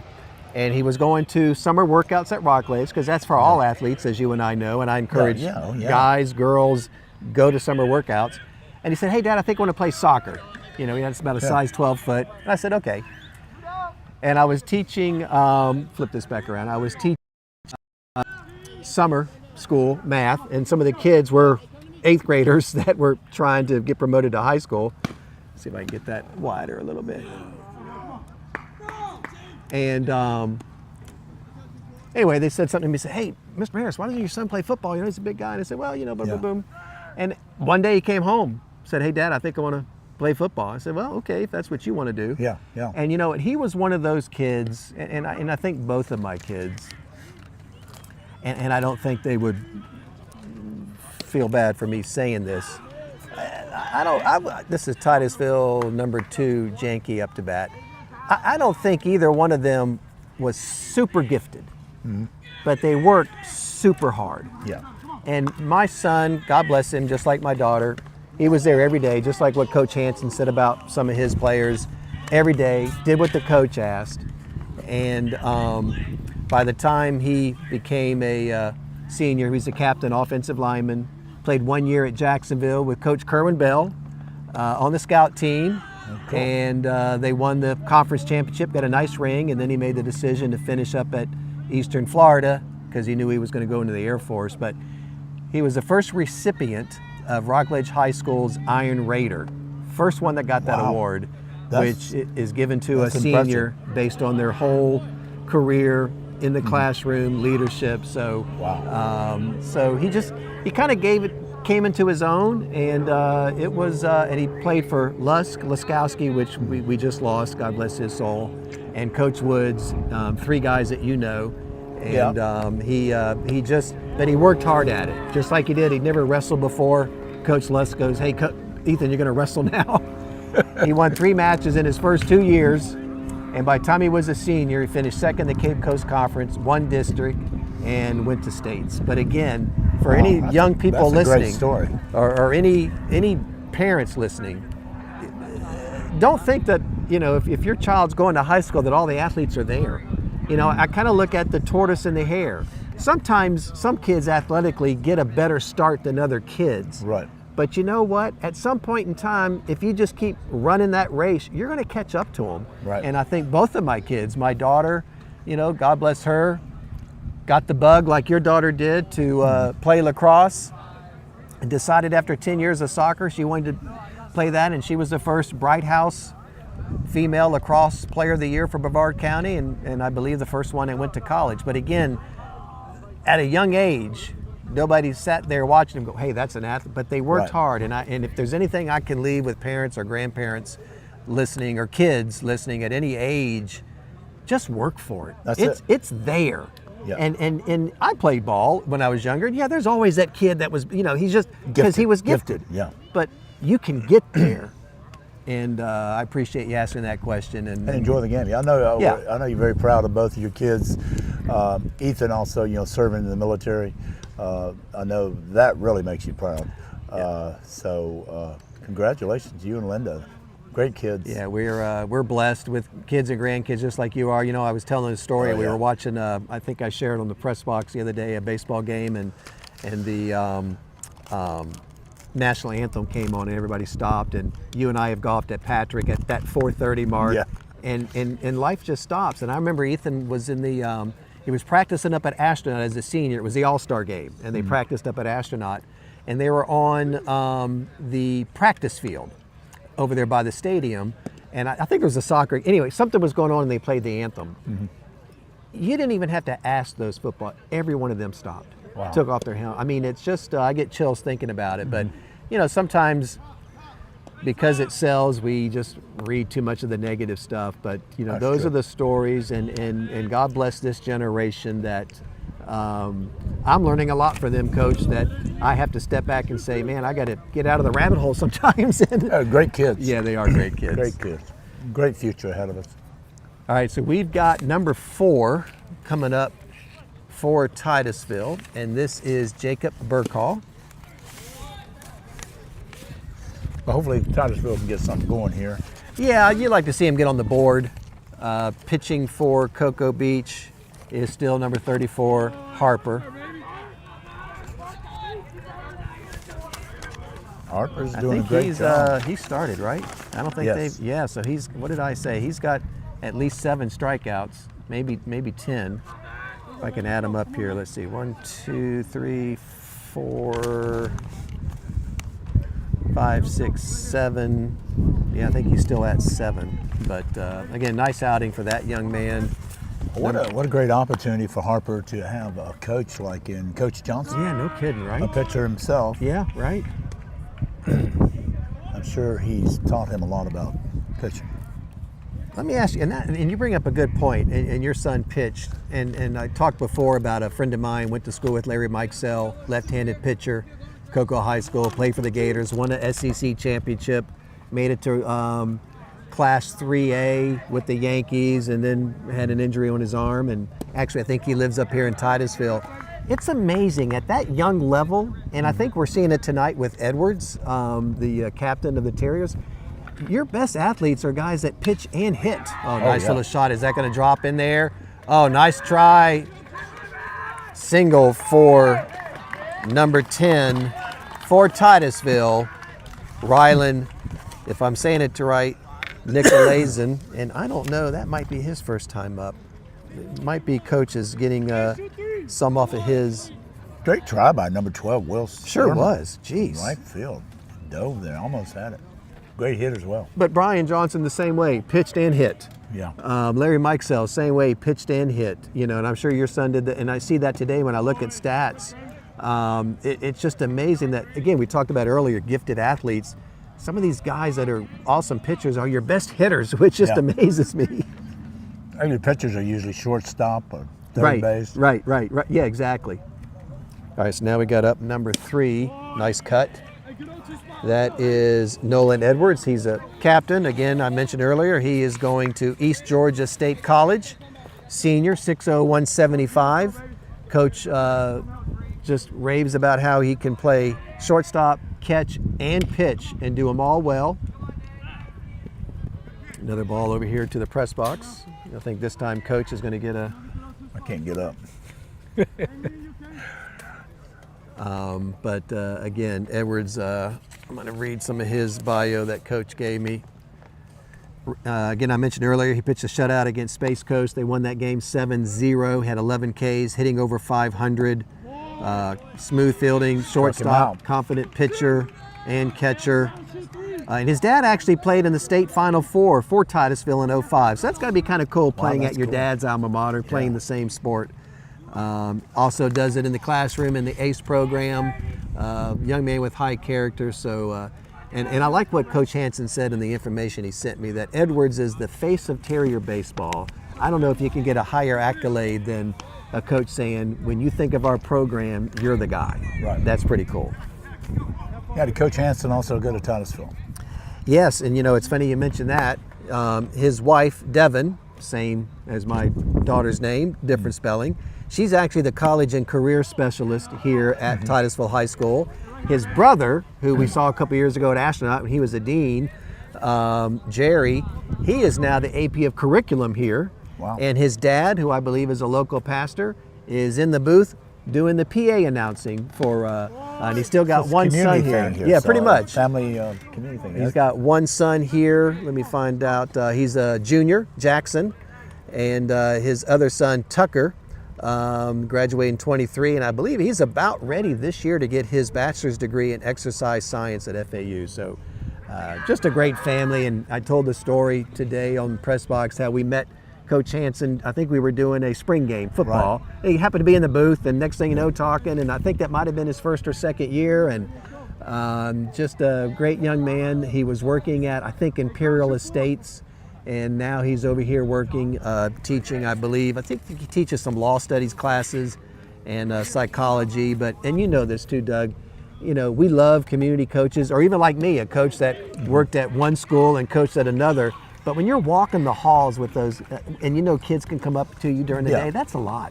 Yeah, it does make a difference if you're an on-site coach.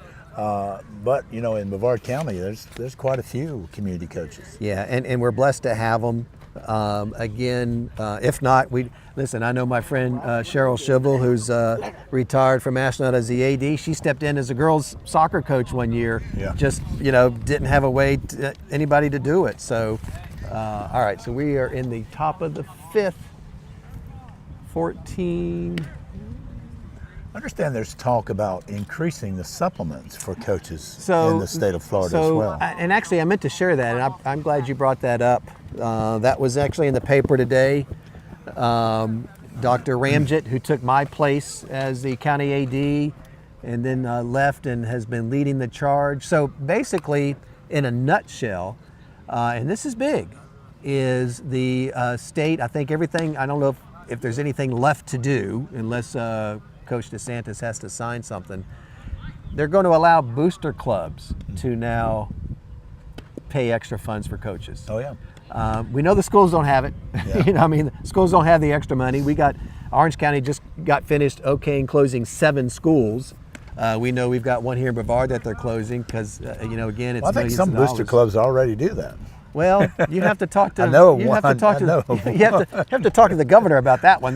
I know of one, but years ago. I used to be there. That's a whole nother show I used there, to Coach. be at that school, yeah. You know, and I did see something on social media Coach Waldrop, who is up at Astronaut that we know real well, he's been a big supporter of that. He's gone up to Tallahassee with Coach Ramjet. Long overdue. You know, and I know people talk about the haves and the have-nots. You know, some will have it, some won't. But you know, I think it'll still all. I think it'll still all wash out. I don't listen. We've talked to a couple of coaches this week. Kids are going where they want to go, and I don't. And I really don't know. You know, again, these coaches love what they do. You and I are blessed. I didn't have as many years as you did. You know, we got a nice pension, you know, that makes life a little bit nicer for us besides Social Security. Yes. These coaches aren't doing this for the pay, No. though they highly deserve more pay. Highly deserved. I'm not ready to say, oh no, the Merritt Islands and the Cocos and the, you know, these other, they're going to get all the best coaches because they're going to raise more money. And I don't think that's going to happen. Oh, nice play by Edwards. And he gets him out at first. Captain Edwards playing shortstop. So it's going to be, you know, we talked about, listen, these kids can get NIL money at high school. I don't know if that's really made a big difference. It might be with, I'm just saying, I'm just throwing this out there, maybe the St. Thomas's or the Bowls, but it ain't going to make a difference at Astronaut or Coco or Satellite. So it's well deserved, and we'll just see how it's going to play out at the different schools. Yeah, I was hoping it would be something more state money involved in it. You know, I did too. Something that's more concrete. Booster Club's hard. It's hard. Gosh, well, It's you've been in hard. several. I've been in several. Oh, nice little shot. Oh, that drops in. That's number 21, Kane Paglialonga, if I said it right. First time up. He is a sophomore. Nice hit. Man, nice hit. He gets a double. Again, Paglialonga, if I said it right. If I didn't, I'm just going to call him Kane. But I think that's his first night up tonight, and he leads off with a long double. I thought that might go over. If that wind was blowing out a little bit more, that had a shot. Well, I think, you know, with the Booster Club paying the coaches, I think, you know, a coach may stay somewhere if the Booster Clubs kick in some money to keep him there. Yeah, I agree. You know, like that's a good point. You know, like an extension on your contract in college. You know, we're going to give you more money because you're winning against. We want you to go anywhere. Right. So that might work with some schools, but I think it's going to be very difficult for booster clubs to raise money at some schools, like you said, Bill. Yeah, this is Noble, by the way, that's up. And you know what? You bring up a great point.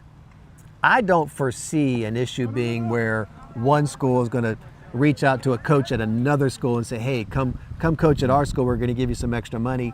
Yeah. I'm not saying that ain't going to happen. Could happen. When anything involves money, things can happen. But I think you're right. I think what that will enable somebody to do, and let's not just talk, oh, nice little, going to get him out, nice play by second baseman number 4. Find my sheet here, Jacob Burkhall. Well, I don't know. I'm sure there's some schools doing that now throughout the state of Florida. But we don't live in utopia. Things happen. Yeah, I mean, I know of some schools, you know, not only in Brevard County, but you're also going to have the other FHSA counties. calling us. You keep throwing that stuff out there. We're just two old guys living the dream. Yeah, that's back in the 70s. Nice backstroking, coach. Yeah, but you know, I'm sure it happens. It happens.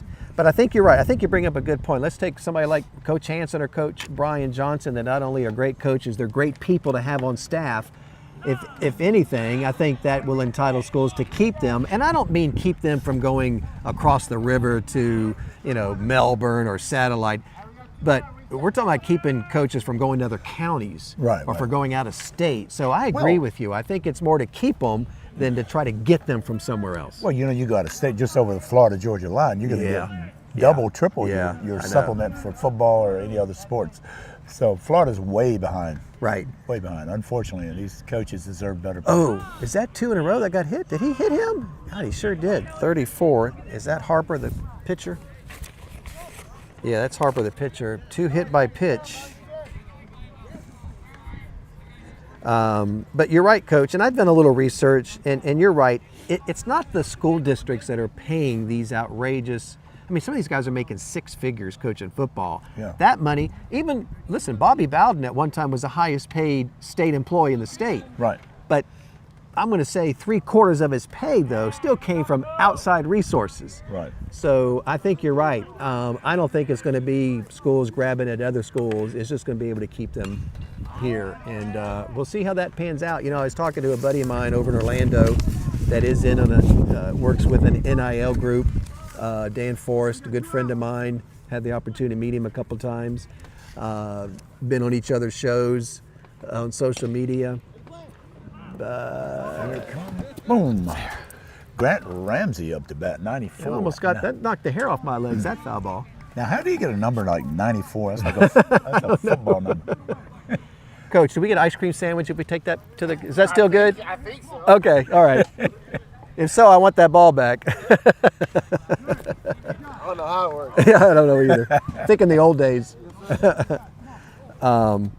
But like he was saying, when we talked a little bit, I need to call him up, it's been a while, but talked about NIL money at the high school. We've got teams that have to raise money to get a bus to go to the state finals. Right. Oh, nice shot there by number 94, Gant Ramsey. That's going to bring in another run. And like you said, those schools aren't going to be paying any NIL money. No. They don't have any money, or if there is some, let's say there's somebody in the community that is thinking about paying a quarterback, I don't know, I'm just going to say $1,000. Yeah. Well, if you can afford to pay a quarterback $1,000, then get them a bus. Yeah. Get them a bus to go to the playoffs. That's pretty sad when you make the Final Four, or as a football team, the final, and you've got to go on social media. So, again, at the high school level, we'll see how it all works out. But Yeah, it's interesting. it's like I told Coach Hansen earlier, I'm glad I'm retired Me too. from the county athletic director position.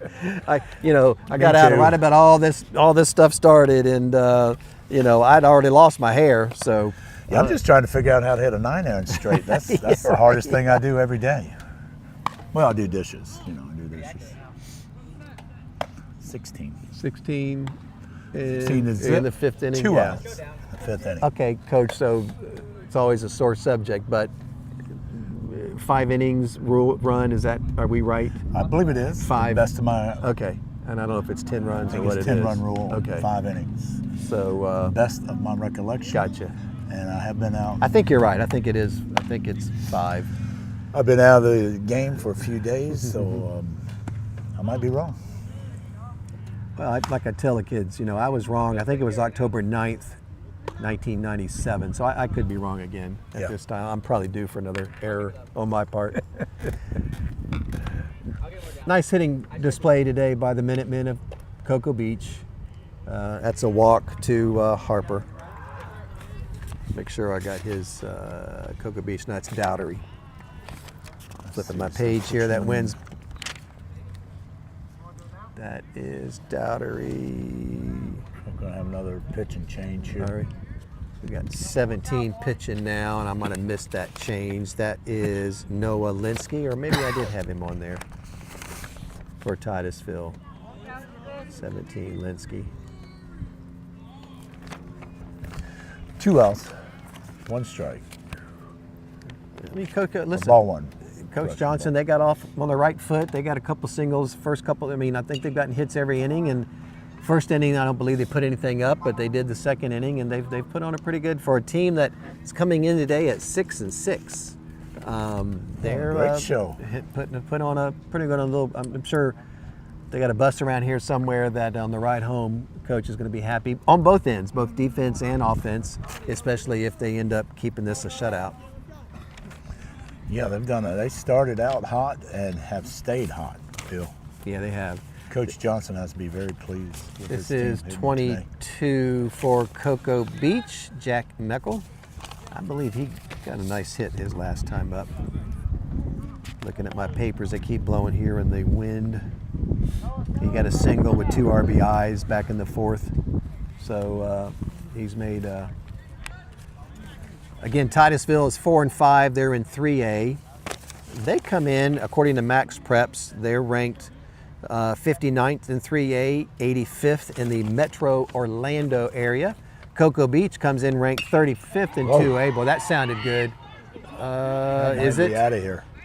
Wow, it sure is. Man, that's a big home run there. Center that is field. a 3-run homer by Mr. Meckel. Man. Wow, he got a hold of that. That just sounded like that was going to go somewhere. Number 22. That sounded like my driver when I hit it. Yeah. 150 yards. Yeah, me too.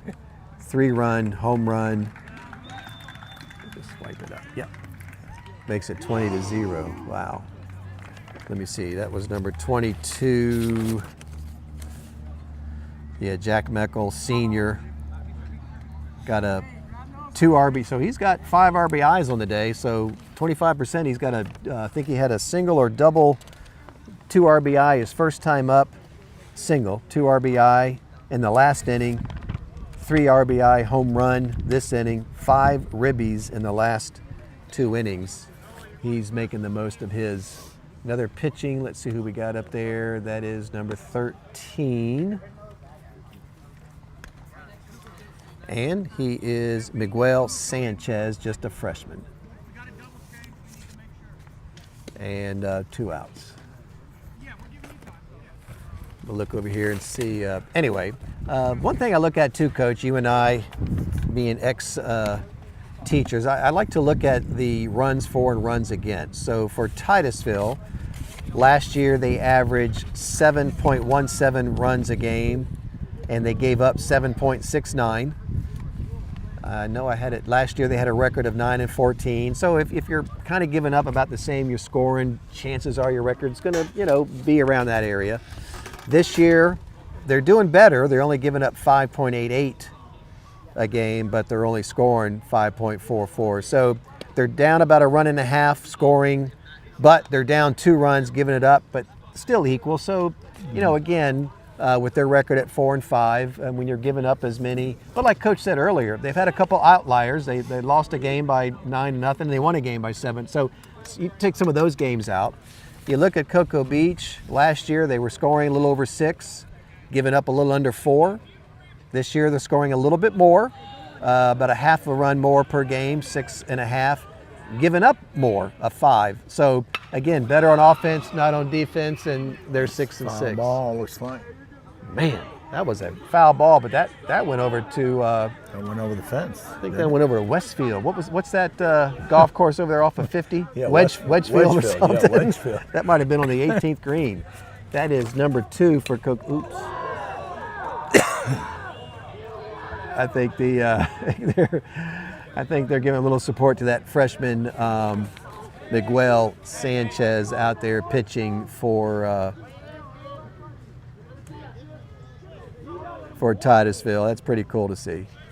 Number 13. Oh, nice little shot there, right up the middle. He has been in the weight room. Again, nice arms out there in the outfield. You would have thought he would have made a double out of that, but he did not. But, it's funny, as I listen to them supporting the freshman pitcher out there for Ty. I mean, look, that's a tough situation to come in down by 20. Oh, absolutely. But it's kind of like some of these games you watch when they bring in the team manager in a basketball game and he scores a basket, during the game. And these kids appreciate. Here's a freshman out here in a real tough situation, and you know what? They're having fun. They know the game is pretty much over, but they're still playing hard. Another nice shot. Class act by Coach Johnson, holding him up at second. He could have probably made third, but and again, that's why you said something at the beginning of these aren't just 2 good coaches, these are 2 great young men. Yeah, absolutely. It's when you get in a situation like this as a winning coach, you get a little, for lack of a better word, embarrassed. You try to hold the score down the best you can. Right. When you get in a situation like this, but there you have nights like this in all sports. Right. Number 21 up now. He threw a strike. That again is Sanchez up there pitching for Titusville, just a freshman. Wearing my daughter's jersey number 13. Lucky 13. 21 up is Kane Paglialonga.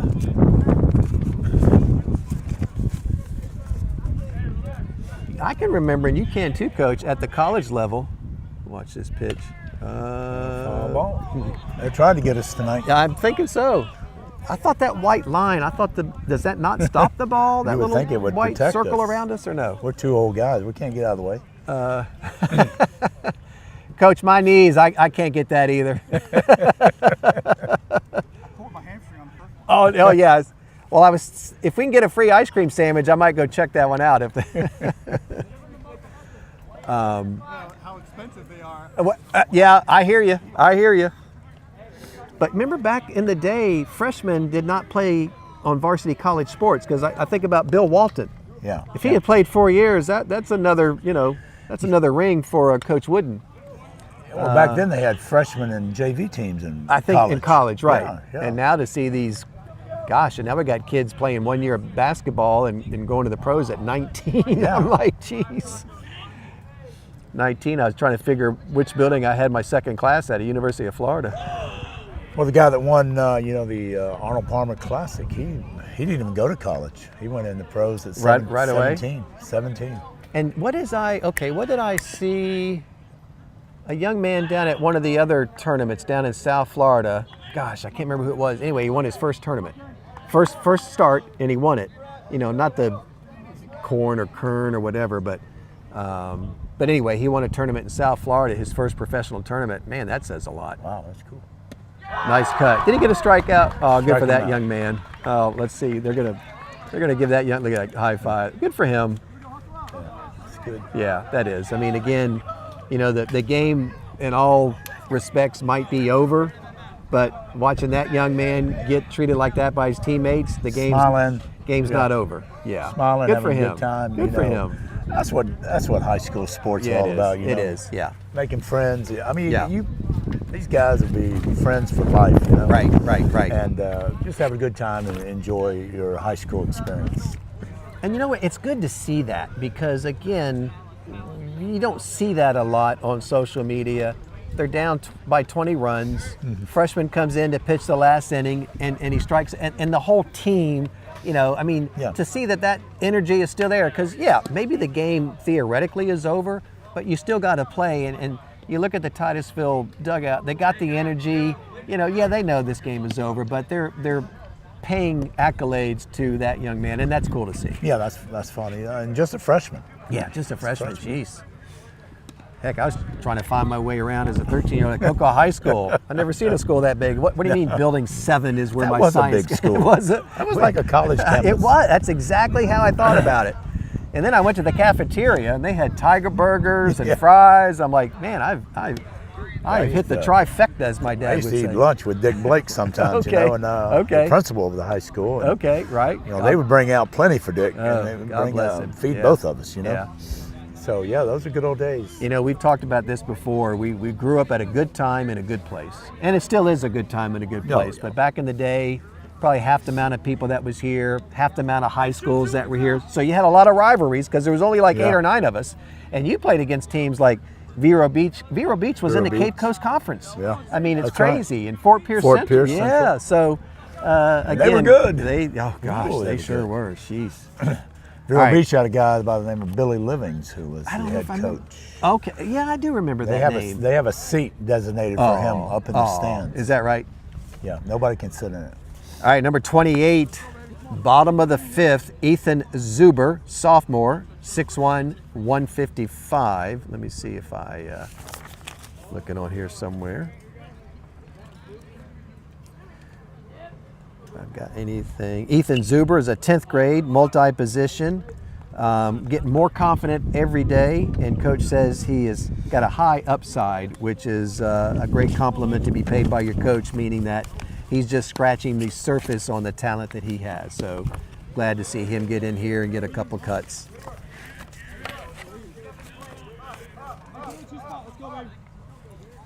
Again, coming to you live from Titusville, Florida.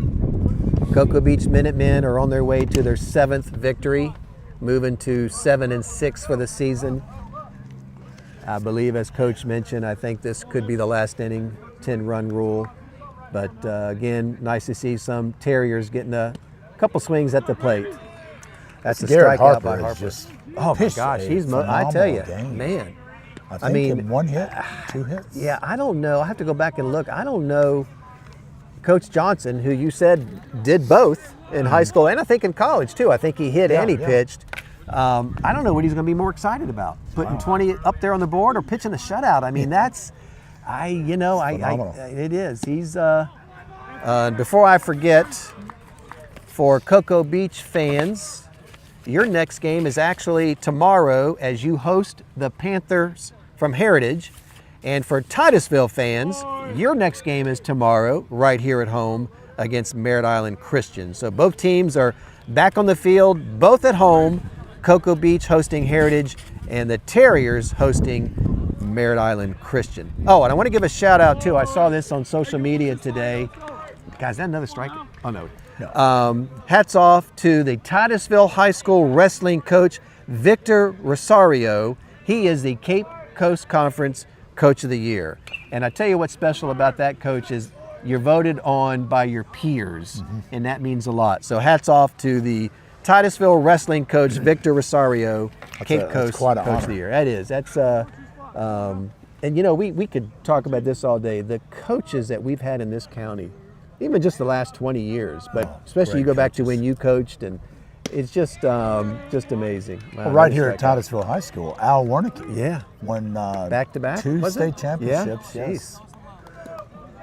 Gerald Odom, Merritt Island High School. Gerald Odom. Just, both of them in the Hall of Fame. Yeah.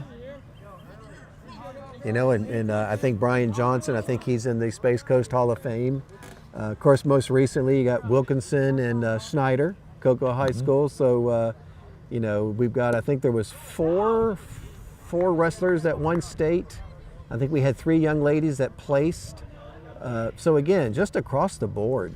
I mean, Brevard County, I think you ask most major universities, they've heard of us when it comes to athletes. You're talking about young ladies wrestling. Isn't that crazy? Now, do they wrestle only girls? Or do they wrestle started that a boys? couple years ago. They Wrestle boys? No, just girls. Oh, just girls. Because it was the boys.